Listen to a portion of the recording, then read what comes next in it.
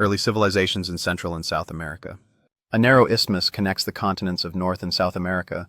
In North America, the region called Mesoamerica stretches from central Mexico south to northern Central America.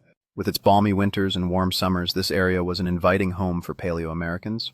Fish were plentiful on both coasts, the Pacific to the west, and the Gulf of Mexico and Caribbean Sea to the east.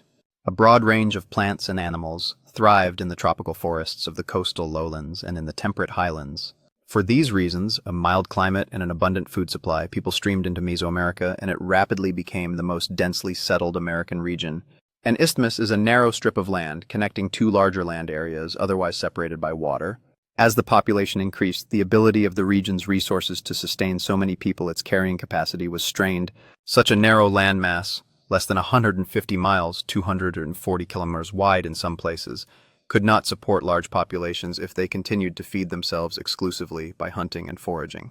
So according to scientific estimates, about 7,000 years ago, Mesoamericans discovered how to plant a species of corn, also called maize, and control its seasonal growth. Corn could be cultivated wherever good soil, sunshine, and water were available. Instead of gathering corn as it grew wild on hillsides and in valleys, families now began to plant its kernels closer to their homes. They were becoming farmers. They soon domesticated other wild plants, including beans and squash, which also became staple foods. While hunting and gathering continued on a smaller scale, this agricultural revolution assured families of reliable sources of food and made it possible for them to live in one community for many generations. Horticulture, the cultivation of plants, transformed Mesoamerican society. Farmers usually harvested enough to feed their families, but always tried to produce a surplus for the market. Crops became a medium of exchange as people began to take the food they had grown and trade it for other foodstuffs and for the handiwork of potters, weavers, and basket makers. A bundle of corn, beans, and squash might be offered as tribute to a local chieftain. Trade knitted communities together as people in different villages exchanged goods and services. Regional markets began to emerge. Some of these grew into small cities, the first urban civilizations in the Americas.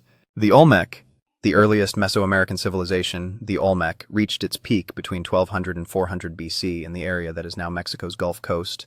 The Olmec left behind huge earthen mounds and other ruins that appear to be religious sites. Archaeologists have also unearthed colossal stone heads weighing up to 80,000 pounds, 36 tons. The Olmec, the earliest Mesoamerican civilization, left behind gigantic stone heads weighing many tons each. The Olmec invented a kind of calendar and an early form of writing using symbols, or glyphs. They worshipped spirits in nature and carved jade sculptures of jaguars and serpents, representing two of their deities. Their cultural influence extended as far south as modern El Salvador and north of the Rio Grande into the present-day United States. At more than 90 feet, 27 meters high, the four-sided stepped pyramid of Kukulkan dominates the site of the ancient Mayan city of Chichen Itza, Yucatan, Mexico. The Maya.